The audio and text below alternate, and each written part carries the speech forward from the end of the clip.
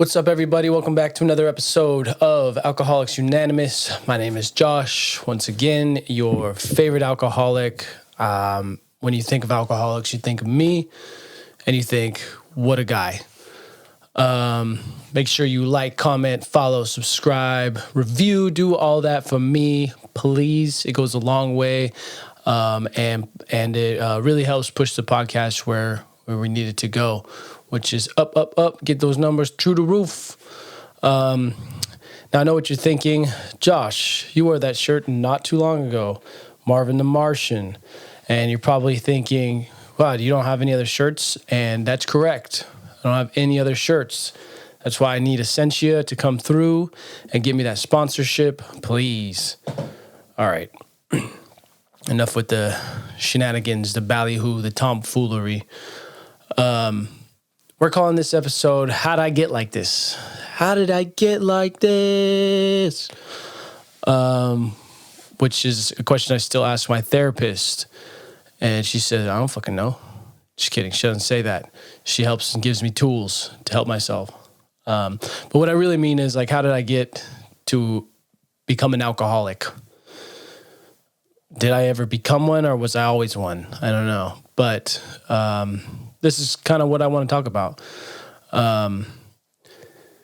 Starting from the beginning, like the beginning of my alcohol usage, I would say, looking back now, there's probably stuff I was doing beforehand that showed I was some sort of addict, but I haven't gotten back that far and thought of anything in that time yet that I can even really remember. So much of my life kind of started around this whole alcohol thing that is of any substance to me. Well, I shouldn't say that. It's more of like, it's just heavier stuff has happened. So getting to the start of us all, I remember the first time I ever had a drink, and it was a Corona, a beer I was having with my boys in an orchard in Corralitos, California. Shout out the Corralitos. Not very many people probably know where that is. And it was in high school. And as you could tell, me remembering that and remembering the first time I ever got like truly drunk should show you how important it was for my life. So yeah, Corona was the first drink I ever had. And first time I ever got drunk was at a party also in high school. And that was, I had Absolute Vodka. So good. Party in Santa Cruz. And honestly, that time I first got drunk was fucking legendary. I think back to that and I remember how happy I felt, how free I was. I really never felt like that before. Like just the amount of like camaraderie I was able to garner up and how fun it was to be with everybody, just let loose, dance, just talk shit, have a good time. I made out with a girl I had a crush on at that party, so that was cool. That was really fun. Just making people laugh, playing good music. It was kind of like perfect. Like that was the nepsis of this whole thing. And what I didn't know then that I know now is that I was just chasing that dragon the rest of the time. I was looking for that feeling the rest of the time. And as any addict will tell you, it never gets any better than the first time. I never really got into heroin or meth or anything crazier than, a few lines of cocaine, and some MDMA here and there, some mushrooms. Like that was the main attraction was always alcohol. But after that, high school, I didn't drink too much. it wasn't until I got into junior college, when I was a little bit more on my own, that I started to drink more. I got on my 18th birthday, which happened during my first year of college. I got schmammered, and they all sang me happy birthday on my baseball team for junior college. All sang me happy birthday, and it was awesome. Again, it was awesome. I was at somebody's house. I can't remember whose house it was, but I was at somebody's house that was having a party, and they got me in there. And, after that, I was pretty good with alcohol. I think I was saving a lot of my drinking for the correct occasions, baseball games. If you're going to go out to a party or something, I would drink there, barbecue, those kind of things where you would normally drink at. And I wasn't getting too drunk most of the time. There were still some times where I'd get pretty hammered. There'd be nights where I'd have just a few beers with my roommate, or with some friends or whatever. But it wasn't getting too out of hand. I was able to stop. And so, yeah, I was just like living a life with alcohol present, but it wasn't a problem yet. Key emphasis on the word yet. And yeah, I mean, I kind of started to break out of my shell during those times. I learned how to talk to people, just to go up to somebody and talk. I was always so scared to talk to girls or whatever and feel like normal before that. But when I was drinking, I'd just go up, hey, how's it going? Blah, blah, blah, blah. Bada bing, bada boom, bop, bop, bop. That's what usually I would say. And then they'd walk away from me. Just kidding. But yeah, no, I was able to kind of break out of that shell and just be personable and talk and be funny. Like, I honestly was super funny when I was drunk. Like, pretty damn funny. And it would make people like keel over from laughter type of funny, like dying laughter. And that made me feel really good to make people laugh like that. To this day, it's still one of my favorite things about life is making somebody laugh. And I try my hardest to do so almost every day. As long as there's not a mission to accomplish, then my mission is to make you laugh. And so I learned really how to do that during that time. And then, of course, years and time goes by, and drinking kind of made everything a little bit better for me. I'd be more relaxed, to be more myself. People loved being around me when I was drunk. I was always the feel-good, happy-go-lucky drunk until I wasn't. But I always was the good time, the good hangout. And it seemed to kind of slow time down a little bit for me. I've always had pretty bad anxiety my whole life. As far as I can remember, I mean, probably around the time I hit puberty was when I really started to kind of feel that. But yeah, I really slowed that down. That constant just anxiety feeling that I would have just allowed me to feel comfortable in my own skin. And it just was a good feeling that I liked. And it would take over like mundane tasks. Like if I was cleaning that day, like, oh, I got to clean the bathroom. I'm gonna clean my room. Sure, let me have some beers. Let me spice this up a little bit. Have some beers. Sip on a vodka soda, whatever it was. It just kind of made things better. Cleaning, like I said, video games. If I was going into work, I'd take a little stuff. I was working like a retail job, so it wasn't that strenuous. And like I said, made me more talkative. And so it helped while I was working on the job and talking to my customers. And, as long as I wasn't getting too drunk and slurring my words or reeking of alcohol, then I was good. But yeah, little tasks like that here and there was just more fun when you're getting drunk. And I think that's just like a young person thing, early 20s into the mid 20s. Like that's just something that happens. You just drink when you're not supposed to because it's fun. Notice how I'm saying the word fun a lot in my description here. I think that is something that is probably a big problem for me, is the fun attachment to the alcohol. It became kind of synonymous with each other. But yeah, I mean, any excuse to have a drink was something there. And then fast forward a little bit, it kind of became something that I needed to do. Like drinking became a part of my lifestyle. It wasn't just like a regular day unless I had a drink some way or another, a beer or something, or vodka soda, like I said, like something.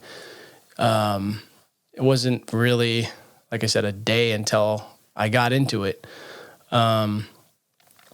which obviously is a slippery slope because tolerance goes up. You're going to have more to have that same feeling. I was going to school at the time for audio engineering, and if you don't know what that means, it's just being the studio bitch, recording, mixing, that kind of thing. And, you work with artists and stuff like that, and you get kind of sucked into their lifestyle a lot of the times. But I was going to school for that. And I would have as much alcohol as I could and function at school still. Got to the point where I was like, I would take the bottle to school, and in between classes, I'd go sit in my car and have a few drinks. And I had a couple of friends that loved to smoke weed, so we'd go smoke weed. And I was just getting totally ripped at school. I don't know how any information got in. I don't think very much did, except for like the direct studio stuff, which I really enjoyed doing. And I would actually try to be sober for those. But yeah, that was a big part of it, was me just drinking before whatever I was doing. If I was going to go out, like I did not go out without pre-gaming. That was a standard. Usually would have to go get a little baggie of the powder chowder before I would go out as well. And that was a big part of kind of what I did to go out. So it was pre-gaming that so I could drink more, really. That was just kind of the fuel for my extended continued drinking. I worked for the studio that my boss did a lot of music video shoots. He was a director, be behind the camera, which I got to do a lot of camera work. I did a lot of editing for him. But then on these video shoots, I was just kind of like a PA and a grip, and I would just set up lights, if we needed to have a special effect type of thing, we would be in charge of that. But for the most part, we were there just to kind of have fun and party a little bit. In exchange, we were able to use the studio for as much time as we wanted, which that was really cool. But a big part of that music video life was, artists are bringing huge bottles of Hennessy and Jameson and whatever they could get their hands on to these shoots, and they're offering it up to everybody. So of course I'm going to go partake a little bit. And when I say a little bit, I mean a lot of it, every single time I could, without feeling like I was looking greedy and just drinking. But yeah, I mean, that was like the main attraction for me, was just the alcohol. It's so sad to think about all the times I probably missed out on nowadays, just because I was so focused on something else. And my best friend, my brother, he was along there with me. not as into the alcohol and drugs as I might have been at that time, for sure. And so, like, I think about that and I'm like, damn, I missed out on so many good times with him just because I was focused on something else that I wanted to just do. So that part probably really bums me out. I wish if I could go back, I would. And, obviously I'd tell my younger self, like, hey, stop what you're doing, first of all, before it gets way worse. Secondly, get to know yourself a little bit. And thirdly, follow your heart a little bit. Those things will give you a lot more joy than what you're chasing after now. So yeah, that was kind of like I was drinking pretty much every day at that point. It wasn't crazy, heavy, extreme drinking yet, which we'll get to that. But it was drinking every day in some way or some form. So yeah, then I got into this relationship with this girl I met on a video shoot, ironically enough. And she and I kind of fit really well together. Like, we fell hard for each other at the beginning. And, I was in love, I think. To this day, I don't think I've felt like that level of passion for a person since then. And unfortunately, I don't know what the true passion was. Like, was it the lifestyle we had together, or was it actually her? I don't know. But she liked doing what I did, which was drinking and doing coke and smoking a cigarette and listening to music and just thinking about the future and how great it's going to be. Classic tale of a junkie, kind of. But all of our free time was spent either at home with a bottle or at the bar. And we were both dead broke. So, like, it was cheap alcohol all of the time. Stepped on coke. Just shit that was not great. And, we'd stay up doing this and having meaningful conversations. Very meaningful, right? All night. Sometimes they were meaningful, and sometimes it was a really good time. Sometimes it was just the thing we were doing, and sometimes it was absolute hell. We were not great to each other after a while. There was a lot of toxicity in our relationship from both sides, her side and mine. I was not a great boyfriend. I will be the first to admit that. I know that. And since then, we have talked it out, and we are cool with each other, I would say. Not really involved with each other in any way, but cordial. But yeah, sometimes it was great, sometimes it wasn't. And the times when it wasn't, it was not good. It was hell. And at the time, I wasn't really working that much. I wasn't making very much money, but any money I did have coming in was going straight to my partying fund. Oh, excuse me. And yeah, I started to drink pretty heavily, especially at the studio. Like, that was my time to get away, be at the studio, drink a little bit, drink some more, maybe make a song, maybe, if I wasn't too drunk, too frustrated.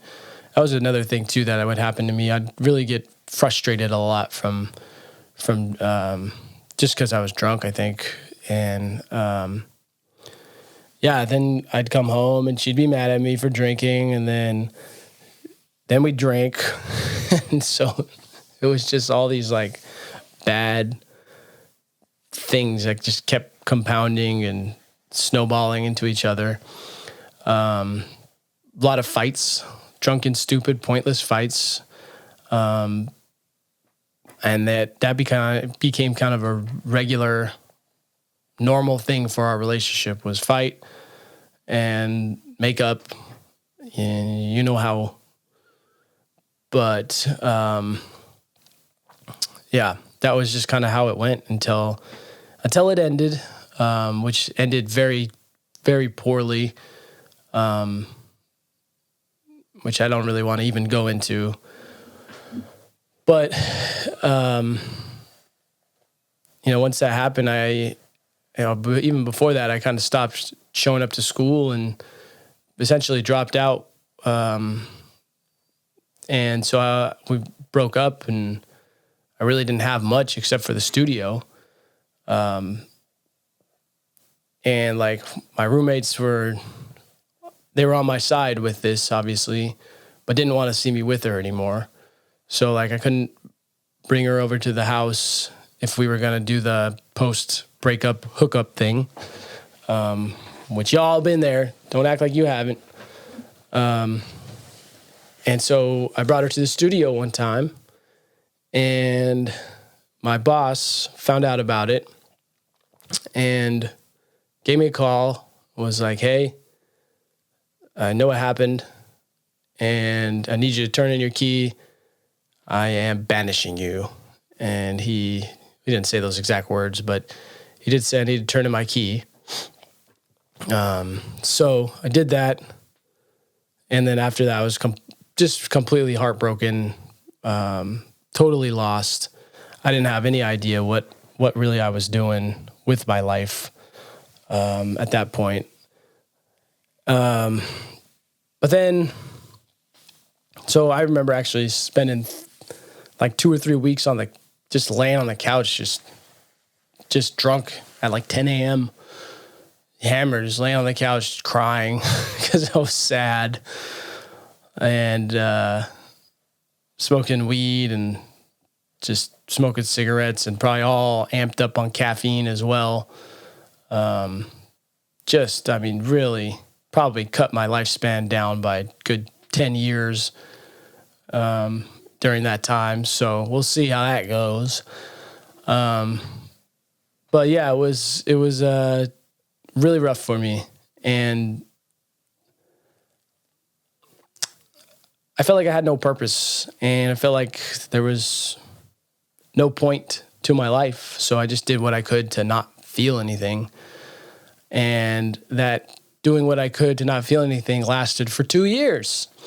And in that 2 years, I would drink a fifth of whiskey a day, at least a day. That was like a normal Tuesday, was a whole fifth, usually half of it before work, half of it after, which I did get another job in between there and got promoted a couple of times in that job while I was doing all of this. So I got this new job and drink before, drink after. And then it was an easy job, so I excelled at it. And then I got to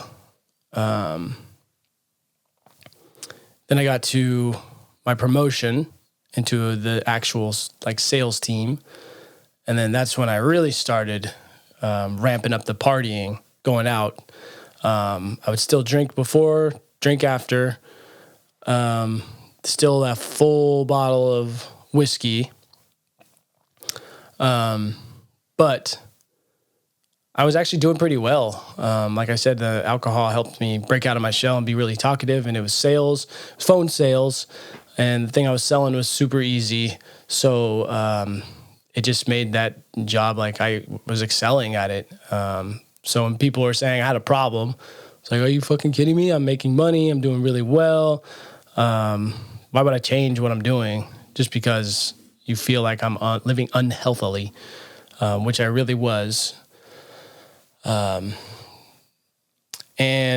that's all I wanted to do, was just not feel anything. So I would go out and drink, do some coke, come back, try to sleep it off, drink some more, wake up, drink, go to work, maybe go out that night again, maybe come home.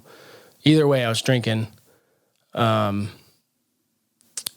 was a really bad time.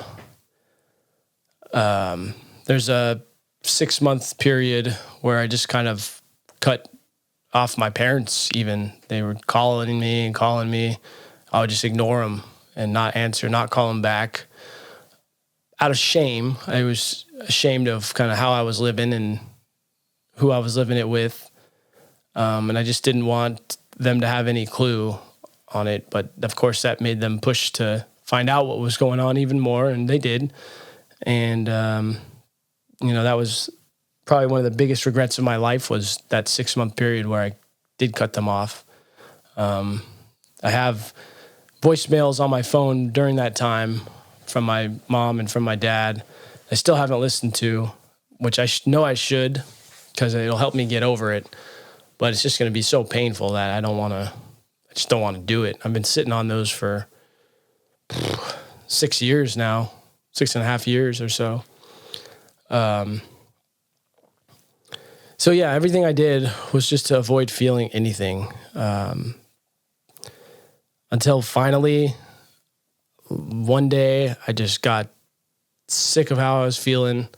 My best friend had moved from Northern California, from the Bay Area down to SoCal in LA. And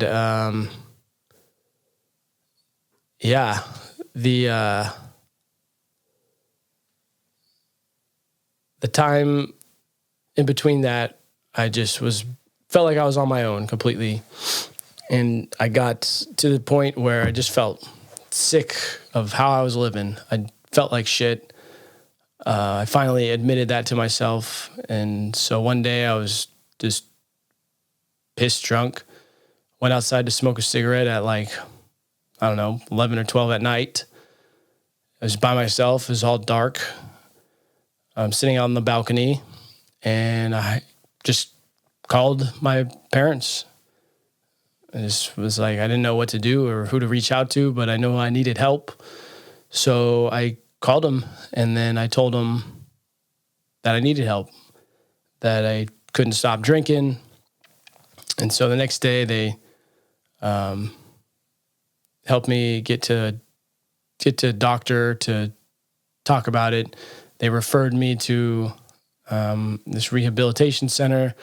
I did an intake, and then they were like, all right, so tomorrow you need to come down and check in. It happens so fast, which I'm glad it did. If it was a long thing, I probably would have ran away from it somehow. But it happened quick, and I got in there, and during my intake, I was saying, not as bad as it may seem. And my therapist asked me how much I drank, and I told her it was at least a fifth a day. I was being honest. And she goes, okay, so that would place you in the realm of severe alcoholic, which doesn't get much worse than that. I don't think there is another level. So basically, I was a master alcoholic, one of the best. And I got to that point, really thinking I didn't have as big of an issue as I did, but I knew at that moment, it really hit hard. And I think after that time, there's a week or so that I had to medically detox because they were worried I'd have a seizure and die, which is a real thing. Here's a bitch. Alcohol, which is federally legal and can be purchased at any liquor store and grocery store across the country, as well as opiates, which are prescribed by doctors, are really the two drugs that you die from if you're addicted and suddenly stop. Like alcohol, you'll have a seizure, that will happen, and you could very easily die. Opiates, I don't know what happens to you, but I know that if you just cut them out, you'll die. So you have to medically detox from that. But why are those the two things that you can do? You don't die from crack withdrawals, but crack is illegal. So that's kind of annoying. But anyways, I had a medically detox, and started attending these classes. It was an outpatient program. I wasn't like stuck in a facility or anything. But the outpatient program was like 8 to 9 hours a day. It was pretty intensive. But it was, when I think back at it, it was one of the best times of my life. I tell everyone that you should check yourself into rehab just because you get 8 weeks at minimum, really, to just talk about yourself and work on yourself. And it's pretty awesome. So yeah, I did that, and, the rest is somewhat history if you've been listening to this podcast since the beginning. But yeah, that was my journey. That's how I got like this. And sure we'll be diving into more and more of that, the post journey. Maybe we could do a whole episode on rehab here soon. But that's my story. So yeah, thank you for listening. Make sure you like, subscribe, comment, review, do all that just for me. I'll love you for it. Thank you for tuning in once again. Peace.